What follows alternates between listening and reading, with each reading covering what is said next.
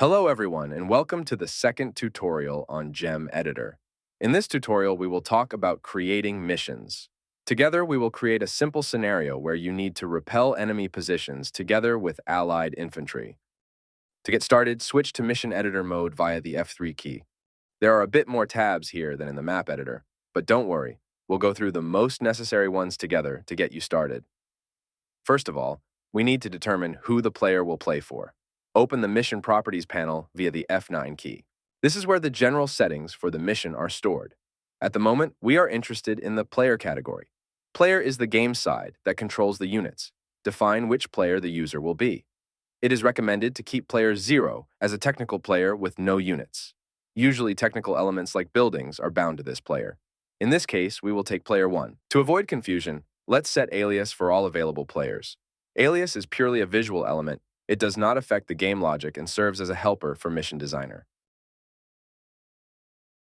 Now let's set up Diplomacy. Diplomacy defines the relationship between players, and it is visualized as a matrix. Red means enemy, green means friend, yellow means neutral. By default, everyone is an enemy to each other. Now let's move on to spawning and placing units. It is done very simply. Select the desired entity and place it as you need it. In my case, I will spawn some riflemen, submachine gunners, and machine gunners as enemy infantry.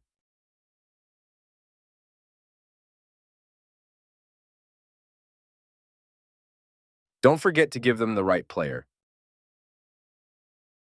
Now let's look at configuring the behavior of units in the Brain tab. The Control option allows you to choose whether this unit is used by a bot or a user. There are a few key differences in the AI that are worth dedicating a separate video to.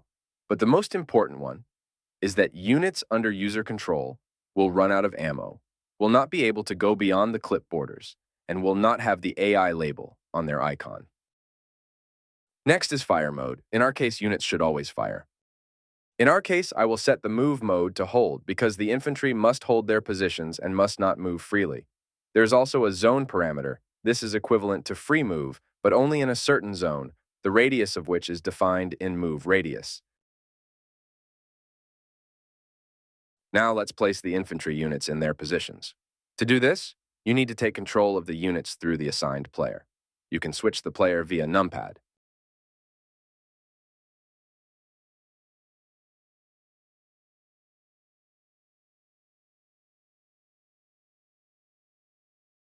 Now I'm going to set up the allied units as well. The plan is for them to attack from the start. I will now place the player's units. According to the idea, it will be a tank.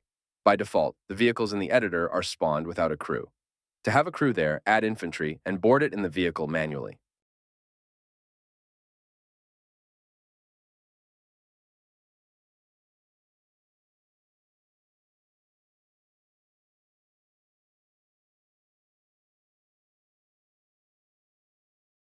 And of course, don't forget to assign the correct player to the user unit. In this example, I forgot to change it. A feature of the editor is that when you switch the player of a vehicle, the crew will get out of it if the crew player is different from the one you set for the vehicle. So, everything is ready. Now you can enter the simulation mode. It is intended for testing and debugging the mission, the behavior of units and other game mechanics, and game components. When you click on the Start button in the bottom right corner, the mission itself will begin and you can play.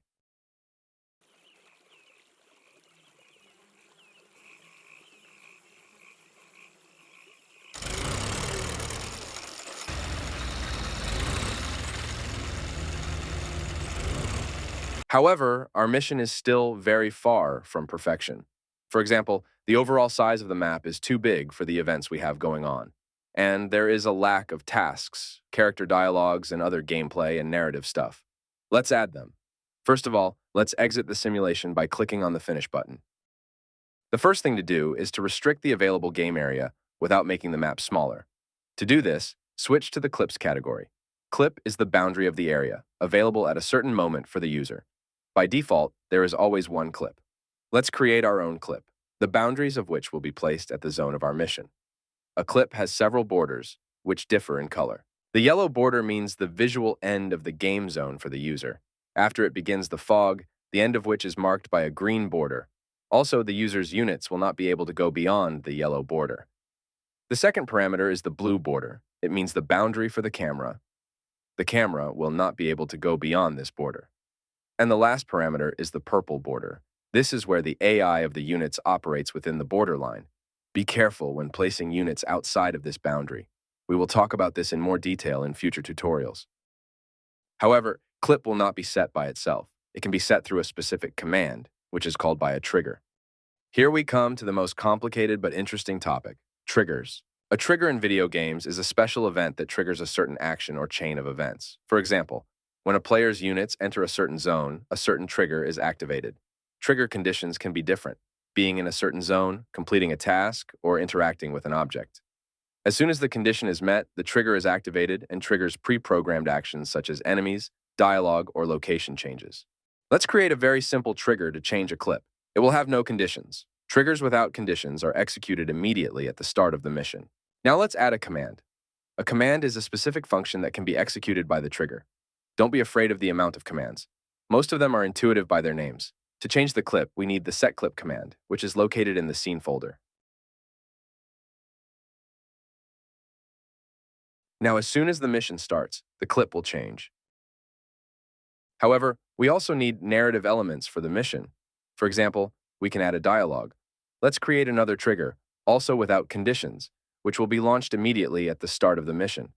For better organization of the triggers, you can place them in folders. To create a folder, add / to the trigger's name.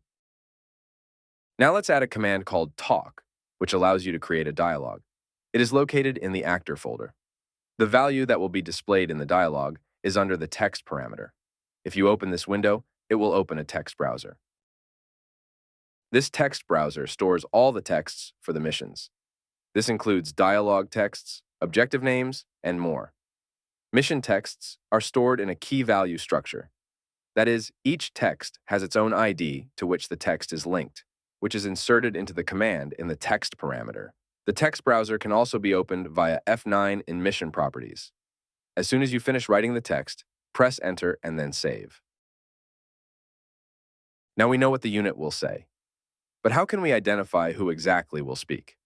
This is where a selector can help us. A selector is a mechanism that allows you to select or allocate specific entities to perform certain actions. For example, let's select the officer I added out of the record. The game offers a large toolkit for doing this through the selector. However, we will now look at the two most common ways of identifying a unit, as talking about selectors could take up a whole separate video. The first and most common unit identifier is a tag. A single tag can be assigned to one or many entities, and their type, whether the entity is an infantryman or even a stone, is irrelevant. Select an entity and press Ctrl+T to open the tag window. In this example, we will add the talker tag. You can toggle the display of tags with the Alt+T key combination. The second frequent method is to identify by MID. The MID or model ID is the unique ID of an entity in the scene. You can enable the display of MID with the Alt+I key combination, or you can view MID at the top of the entity properties. You can also view the tags below.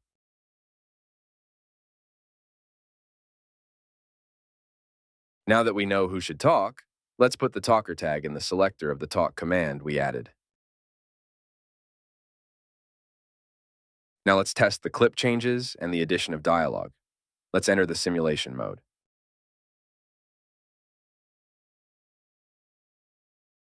The clip has changed and the officer says his line, but his presence looks very strange. According to the mission design, he shouldn't be there.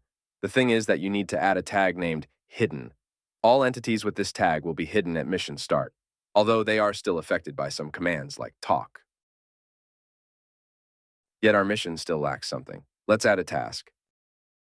To do this, go to Mission Properties and open the Tasks tab. Here we will create a task for clearing the area. In order for the task text to be displayed, we will create another text. Tick the checkbox Primary if this task is the main one. The state parameter is responsible for the status of the task at the start of the mission. If the task is not hidden, it will be displayed in the mission list. But I want the task to be shown to the player separately. The point parameter is responsible for assigning pointers to the task. Let's create one such pointer. The pointer can be selected in the service folder. pointers from older games, can be found in the Pointer folder. If you want to add a variety of pointers, go to the Order tab. Here you can select the most suitable pointer for the type of task.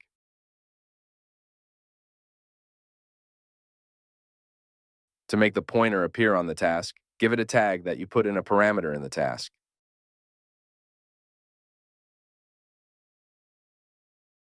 Now let's make a trigger that will display the task.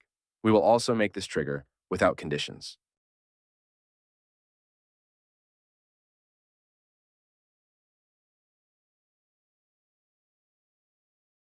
Add a task command. Select the corresponding task by its name and set the status, which must be changed. Now let's create a trigger for successful completion of the task. Its condition will be that there are no alive units on the map with a certain tag. To do this, let's give one common tag to all enemy infantry.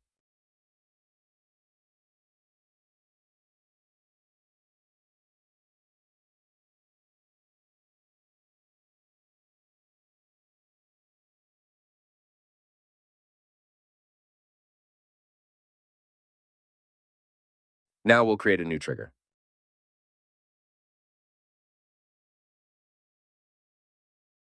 The editor provides a large number of different conditions to activate the trigger. In our case, there will be two conditions. The first is that the task is shown, and the second is that all units with the enemy infantry tag are not alive.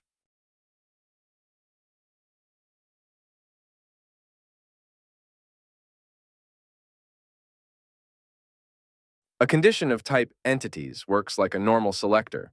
Here we enter the tag of the entities to which the selector should apply, and also the required state of entities, not dead, and the number, 0.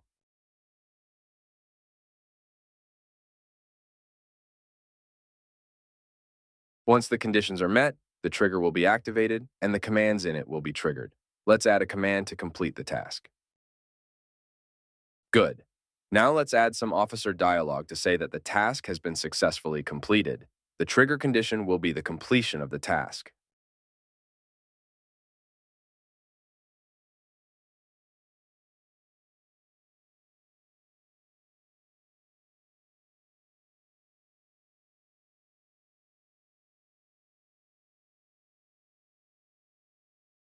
As you may recall, at the beginning of this tutorial, I said that the mission idea is that the Allied infantry should go on the attack.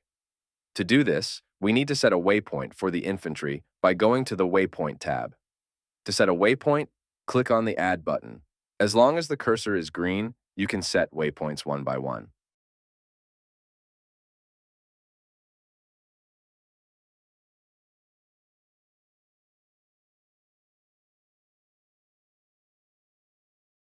Now let's give a tag to the Allied infantry.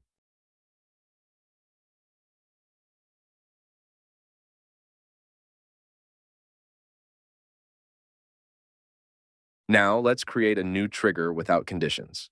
In it, we will execute a command to slightly modify the infantry AI and add a command to start a waypoint.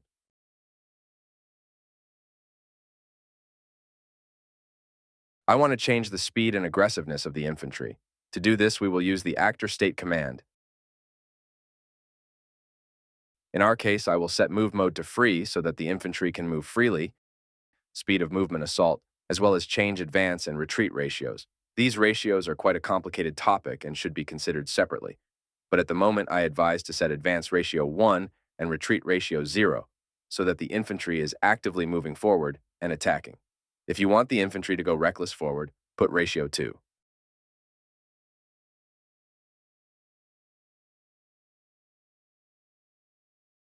Now let's add a command to activate infantry's waypoint. Here enter the ID of waypoint, which is displayed above the waypoint cone. Everything is ready. Now we can test our scenario in simulation mode.